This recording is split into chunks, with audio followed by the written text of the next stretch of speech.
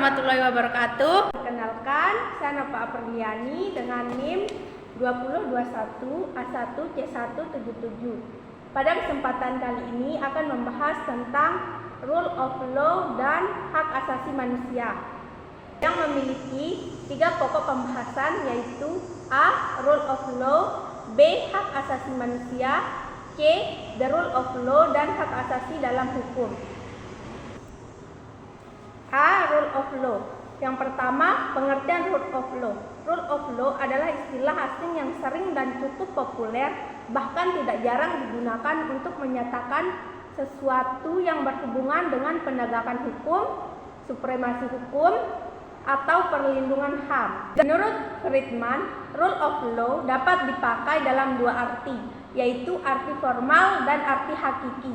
Dalam arti formal, Rule of Law berarti kekuasaan umum yang terorganisir, di mana setiap organisasi hukum, termasuk organisasi yang disebut negara, mempunyai Rule of Law. Dengan demikian, kita dapat berbicara tentang Rule of Law di negara mana saja, baik negara liberalis, sosialis atau komunis, maupun negara Pancasila. Rule of Law dalam arti hakiki menyangkut ukuran tentang hukum yang baik dan hukum yang buruk. Tidak hanya tempat atau masyarakat yang membuat istilah mempunyai arti yang berbeda, tetapi juga waktu. Menurut Friedman, pengertian Rule of Law di masa rasionalisme atau abad 18 berbeda dengan abad 19 dan berbeda pula dengan pengertian Rule of Law pada masa sekarang ini. Tetapi menurut Sunarjati Hartono, inti dari Rule of Law masih tetap sama, yaitu bahwa Rule of Law harus menjamin apa yang oleh masyarakat yang bersangkutan dipandang sebagai keadilan, khususnya keadilan sosial. Keadilan sosial meliputi berbagai bidang, antara lain bidang sosial, ekonomi, politik, dan budaya. Konsepsi Rule of Law yang dikenal dan dianut di negara-negara Anglo-Saxon mirip dengan konsepsi negara di Eropa kontinental. Dicey mengkristalisasikan konsepsi Rule of Law menjadi 3 unsur, yaitu pertama, supremacy of law, kedua, equality before the law, dan yang ketiga, the Constitution based on individual right. Yang kedua, latar belakang Rule of Law. Rule of Law atau penegakan hukum adalah suatu doktrin dalam hukum yang mulai muncul pada abad ke-19 bersamaan dengan kelahiran negara, konstitusi, dan demokrasi. Rule of Law merupakan konsep tentang common law, di mana segenap lapisan masyarakat dan negara beserta seluruh kelembagaannya menjunjung tinggi supremasi hukum yang dibangun di atas prinsip keadilan dan egalitarian. Rule of Law diawali oleh adanya gagasan tentang melakukan pembatasan kekuasaan pemerintahan negara. Di Indonesia sendiri, inti dari Rule of Law adalah jaminan adanya keadilan bagi masyarakatnya, khususnya keadilan sosial. Pembukaan Undang-Undang Dasar 1945 memuat prinsip-prinsip Rule of Law yang pada hakikatnya merupakan jaminan secara formal terhadap keadilan bagi rakyat Indonesia. Ketiga, fungsi Rule of Law. Prinsip-prinsip Rule of Law secara formal termuat di dalam pasal-pasal Undang-Undang Dasar 1945, yaitu pertama, negara Indonesia adalah negara hukum pada pasal 1 ayat 3. Kedua, kekuasaan kehakiman merupakan kekuasaan yang merdeka untuk penyelenggaraan peradilan guna menegakkan hukum dan keadilan pada pasal 24 ayat 1. Ketiga, segenap warga negara bersamaan kedudukannya di dalam hukum dan pemerintahan itu dengan tidak ada kecualinya pada pasal 27 ayat 1. Yang keempat, dalam bab 10A tentang hak asasi manusia memuat 10 pasal, antara lain bahwa setiap orang berhak atas pengakuan, jaminan, perlindungan, dan kepastian hukum yang adil serta perlakuan yang sama di hadapan hukum pada pasal 28D ayat 1. Kelima, setiap orang berhak untuk bekerja serta mendapat imbalan dan perlakuan yang adil dan layak dalam hubungan kerja pada pasal 28D ayat 2. Keempat, dinamika pelaksanaan rule of law. Pelaksanaan rule of law mengandung keinginan untuk terciptanya negara hukum yang membawa keadilan bagi seluruh rakyat. Berdasarkan pengalaman dan hasil kajian menunjukkan bahwa keberhasilan the enforcement of the law tergantung kepada kepribadian nasional masing-masing bangsa. Hal ini didukung oleh kenyataan bahwa rule of law merupakan institusi sosial yang memiliki struktur sosiologis yang khas dan mempunyai akar budaya yang khas. Secara kuantitatif, peraturan perundang-undangan yang terkait dengan rule of law telah banyak, namun penegakannya belum mencapai hasil yang optimal, sehingga rasa keadilan sebagai perwujudan pelaksanaan rule of law belum dirasakan oleh sebagian masyarakat Indonesia. Proses penegakan hukum di Indonesia dilakukan oleh lembaga penegak hukum, diantaranya pertama kepolisian, kedua kejaksaan, ketiga Komisi Pemberantasan Korupsi, dan keempat badan peradilan seperti MA, MK, dan Peradilan Tinggi dan Negeri. B. Hak asasi manusia atau HAM. Yang pertama, pengertian HAM. HAM menurut Tilaar adalah hak-hak yang melekat pada diri manusia, dan tanpa hak-hak itu manusia tidak dapat hidup layak sebagai manusia. HAM merupakan hak dasar yang dimiliki oleh manusia sejak lahir sebagai anugerah Tuhan. HAM bersifat universal dalam arti berlaku bagi semua manusia tanpa membedakan ras, agama, suku, dan bangsa. Masyarakat internasional mengakui bahwa HAM harus ditegakkan demi menjamin martabat manusia seutuhnya. Hal itu tercermin dalam Deklarasi Universal HAM. Penegakan atas HAM banyak menghadapi tantangan, seperti masih adanya berbagai tindakan pelanggaran HAM yang dilakukan oleh negara maupun masyarakat.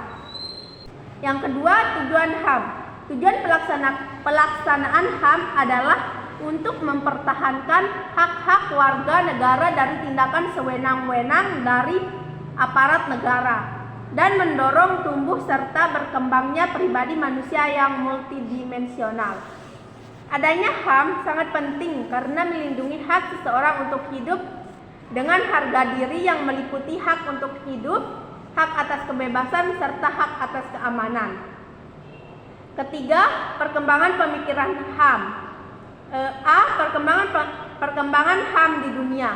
Yang pertama, Magna Carta atau Piagam Agung 1215, yaitu piagam penghargaan atas pemikiran dan perjuangan HAM yang dilakukan oleh rakyat Inggris kepada Raja John yang berkuasa tahun 1215.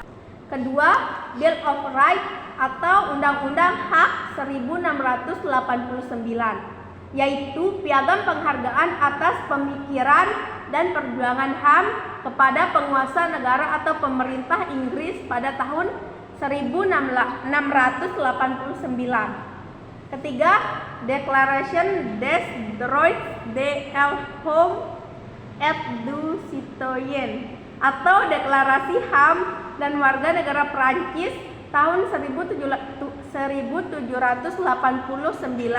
yaitu deklarasi diberlakukannya pernyataan HAM dan hak warga negara Perancis.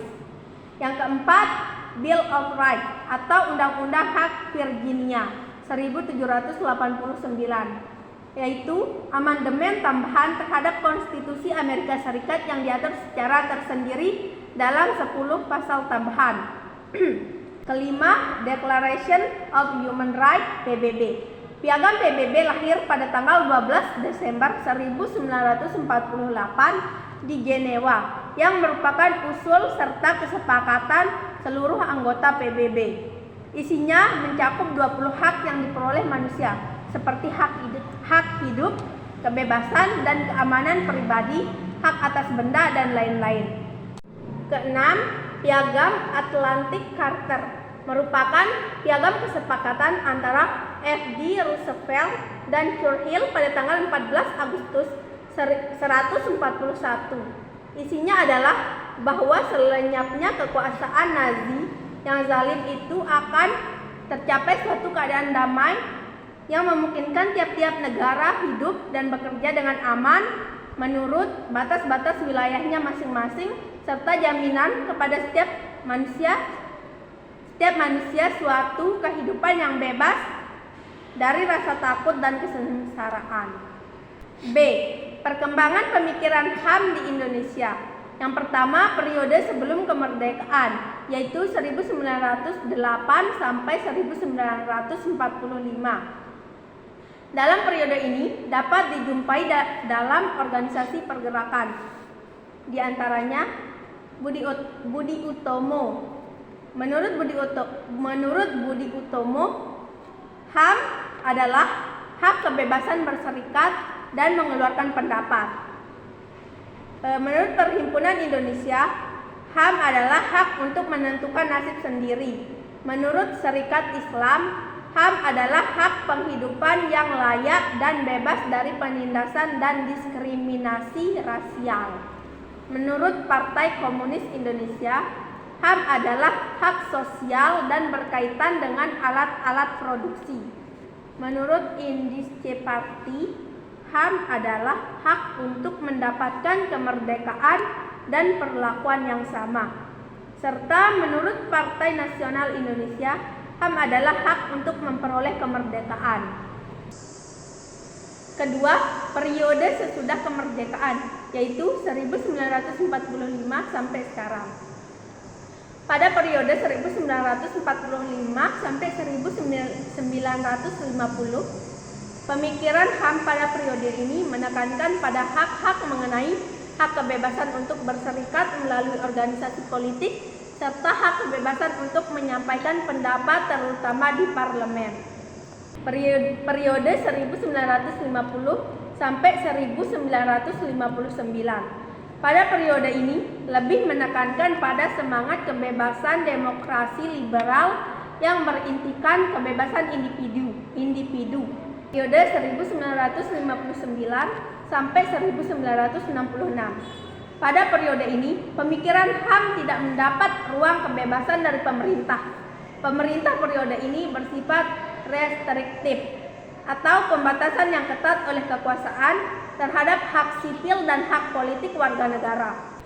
Periode 1966 sampai 1998. Pada periode ini, pemikiran HAM dapat dilihat dalam kurun 3 waktu yang berbeda.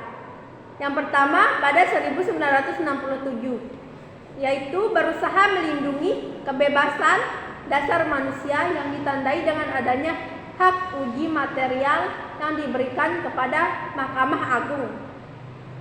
Kurun waktu kedua pada 1970 sampai 1980, di mana pemerintah melakukan pemasungan HAM. Kurun waktu ketiga 1990-an sudah dibentuknya lembaga HAM. Periode 1998 sampai sekarang. Pada periode ini, HAM mendapat perhatian yang resmi dari pemerintahan dengan adanya amandemen Undang-Undang Dasar 1945 guna menjamin HAM dan menetapkan Undang-Undang Nomor 39 Tahun 1999 tentang HAM, di mana pemerintah memberikan perlindungan terhadap kebebasan HAM dalam semua aspek. HAM pada tatanan global dan di Indonesia. Sebelum konsep HAM diratifikasi PBB, terdapat beberapa konsep utama mengenai HAM yang telah berkembang sebelumnya. Di antaranya A. HAM menurut konsep negara-negara barat atau liberalisme. B. HAM menurut konsep negara-negara sosialis. Dan C. HAM menurut konsep negara-negara Asia dan Afrika. Kelima, lembaga penegak HAM. Pertama, ada Komnas HAM yang merupakan lembaga yang mandiri yang kedudukannya setingkat dengan lembaga negara lainnya yang berfungsi melaksanakan pengkajian, penelitian, penyuluhan, pemantauan, dan mediasi HAM. Kedua, pengadilan HAM. Dalam rangka penegakan HAM, maka Komnas HAM melakukan pemanggilan saksi, dan pihak kejaksaan yang melakukan tuntutan di pengadilan HAM. Menurut pasal 104 Undang-Undang HAM, untuk mengadili pelanggaran HAM yang berat dibentuk pengadilan HAM di lingkungan peradilan umum, yaitu pengadilan tinggi dan pengadilan negeri. Ketiga, pengadilan ad hoc HAM adalah pengadilan khusus untuk kasus-kasus yang terjadi sebelum diberlakukannya Undang-Undang Nomor 26 Tahun 2000. Keempat, Komisi Kebenaran dan Rekonsiliasi, yaitu komisi untuk penyelesaian kasus HAM di luar pengadilan HAM. Kelima, partisipasi masyarakat. Setiap orang, kelompok, organisasi politik, organisasi masyarakat, lembaga swadaya masyarakat berhak untuk berpartisipasi dalam perlindungan, penegakan, dan pemajuan HAM. Masyarakat berhak mengajukan usulan mengenai perumusan dan kebijakan yang berkaitan dengan HAM kepada Komnas HAM. Masyarakat dapat bekerja sama dengan Komnas HAM melakukan penelitian, pendidikan, dan penyebarluasan informasi mengenai HAM. C. The rule of law dan hak asasi dalam hukum.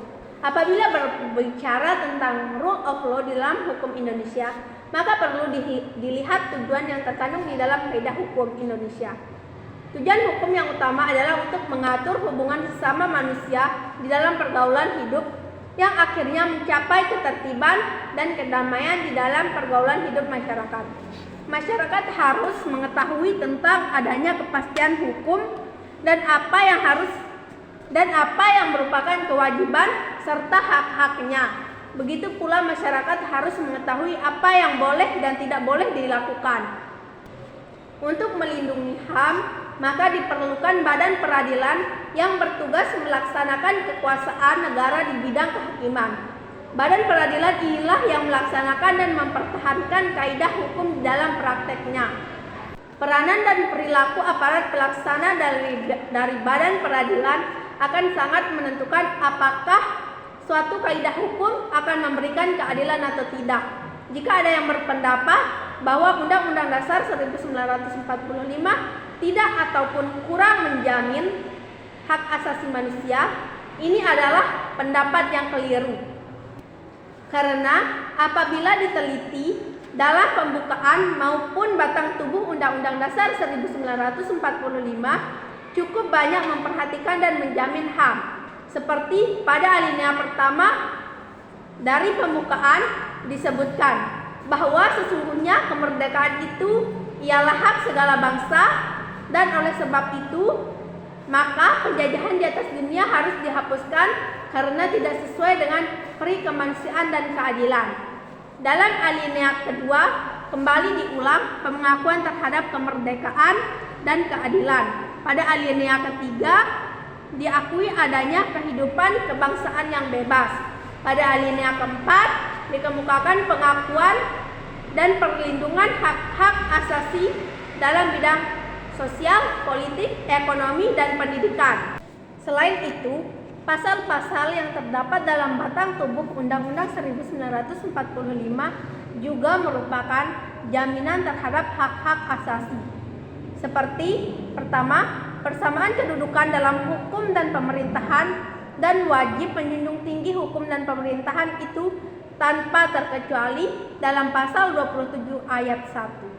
Kedua, hak untuk memperoleh pekerjaan dan penghidupan yang layak bagi kemanusiaan, pasal 27 ayat 2. Tiga, kebebasan untuk berkumpul, berserikat, dan mengeluarkan pendapat, pasal 28. Keempat, kebebasan memeluk agama masing-masing dan beribadat sesuai dengan agamanya, pasal 29 ayat 2. Kelima, hak untuk bela negara, termasuk kewajibannya, pasal 30. Keenam, hak untuk memperoleh pengajaran, pasal 31 ayat 1. Ketujuh, hak kesejahteraan sosial bagi fakir, miskin, dan anak terlantar, pasal 34. Kedelapan, hak untuk berusaha dalam perekonomian, pasal 33.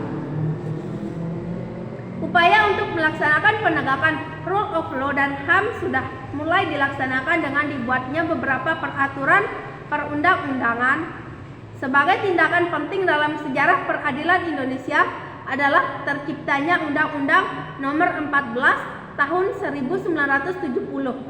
Namun demikian, pelaksanaan kekuasaan kehakiman dan penegakan rule of law serta HAM di Indonesia masih belum terlaksana sepenuhnya. Namun telah ada indikasi ke arah adanya persiapan untuk melaksanakan penegakan rule of law dan HAM yang lebih baik di masa yang akan datang. Misalnya, pemerintah telah memperbaharui hukum acara pidana yaitu Undang-Undang Nomor 8 Tahun 1981 dengan segala kelebihan dan kekurangan. Sedangkan sejak tahun 1986 telah memiliki Undang-Undang Nomor 5 tentang Peradilan Tata Usaha Negara. Kenyataan ini dapat dikatakan bahwa penegakan rule of law dan HAM di Indonesia sangat ditentukan oleh politik hukum pemerintah, dalam hal ini kekuasaan eksekutif, karena setiap gerak lembaga peradilan telah dipengaruhi oleh kekuasaan eksekutif. Mungkin hanya ini yang dapat saya sampaikan. Kurang dan lebihnya saya mohon maaf. Wassalamualaikum warahmatullahi wabarakatuh.